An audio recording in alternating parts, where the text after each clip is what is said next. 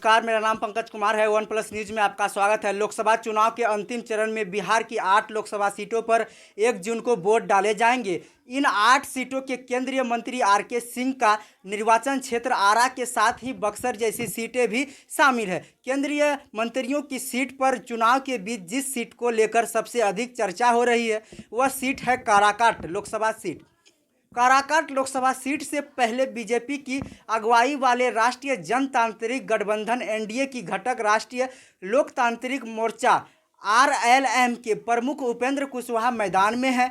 उपेंद्र कुशवाहा के सामने विपक्षी गठबंधन की ओर से राजाराम कुशवाहा की चुनौती है। भोजपुरी गायक और अभिनेता पवन सिंह ने इस चुनावी लड़ाई को तिरकोना बना दिया है। बिहार बीजेपी की कार्यकारिणी में शामिल रहे पवन सिंह काराकाट सीट से निर्दलीय उम्मीदवार के रूप में चुनाव मैदान में बतौर निर्दलीय मैदान में उतरे हैं। पवन सिंह के लिए काराकाट चुनावी राह पथरीली कही जा रही है। तर्क दिए जा रहे थे कि इससे कम से समय में समर्थकों ने लेकर साधनों का इंतजाम आसान नहीं होगा, लेकिन पवन सिंह ने जब काराकाट से जनसंपर्क शुरू किया, अपनी प्रचार रैली और राजनीति के जरिए न सिर्फ खुद को मुकाबले में लेकर आए बल्कि इस सीट को भी सबसे हॉट सीट बना दिया। पवन सिंह के प्रचार के लिए भोजपुरी के दर्जन भर अधिक सितारे काराकाट के जमीनी पर उतर आए हैं। प्रचार के लिए अंतिम फेज में हेलीकॉप्टर भी आ गया। भोजपुरी स्टार अरविंद अकेला कल्लू काराकाट ही के कैंप कर रहे हैं।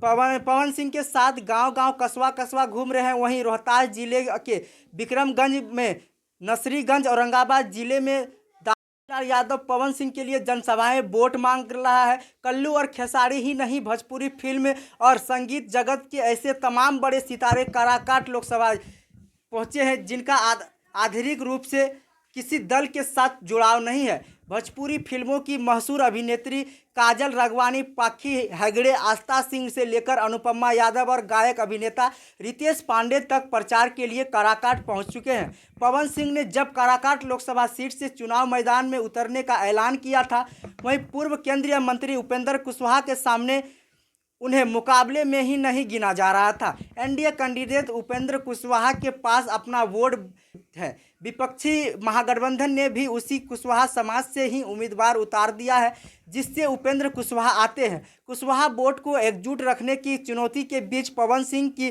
उम्मीदवारी से वोटों का जातीय गणित और उलझ गया है। बड़ी फैन फॉलोइंग और स्वर्ण वोटों का समीकरण इन दिनों फैक्ट से पवन सिंह को इन चुनाव में काराकाट लोकसभा क्षेत्र में कुशवाहा कुर्मी के साथ ही स्वर्ण वर्ण के मतदाताओं का संख्या अनुमानों के मुताबिक 2 से 3 लाख के बीच है।